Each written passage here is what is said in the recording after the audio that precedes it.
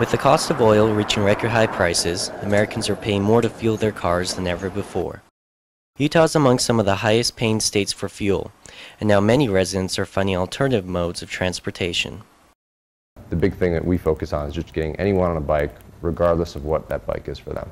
Jonathan Morrison is the executive director of the Salt Lake City Bicycle Collective, a non-profit organization that promotes biking and provides aid to fellow cyclists. It's healthy for you. Some people have trouble finding time to get to the gym, but if you ride your bike to and fro, it's a gym in itself. So it's good for you on a healthy level, as well as it's good for the environment. Thirdly, it's just a overall great thing for the community. If two people are sitting next to each other at a stoplight in cars, they don't talk to each other. If you've got two people sitting next to a stoplight on bicycles, they're going to have a conversation. The group offers a free bike shop to the public.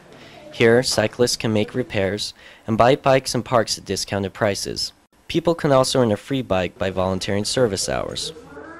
And then the back tire and the front tire, and yeah. And you learned all that while you were here? Uh-huh. People have issues with walking to a bike shop and throwing down, $1,500 for a decent bike. What they can do is find an old road bike at the DI or Salvation Army for, $25. They can bring it in, they take everything off it basically. They can have a complete bike that's great and people view as like, wow, that's cool. So instead of $1,500, we brought it down to about $100. It all started with 6 friends who wanted to promote the benefits of cycling. They also wanted a public area where people could make bike repairs. The idea started rolling and more people joined. We actually had talked a lot about it, made a really serious proposal, and thought, wow, this actually could be a bigger thing. Let's turn this into a full-fledged nonprofit. So in 2002, we officially established as a 501c3 nonprofit. And from that point, it's been interesting to see different aspects of growth kind of come along throughout the years, and it seems to be exponential. The growth of the Salt Lake City Bicycle Collective has enabled it to team up with other nonprofit agencies. They provide free bikes to low-income families, at-risk youth, and in conjunction with the International Rescue Committee, many of Utah's refugees.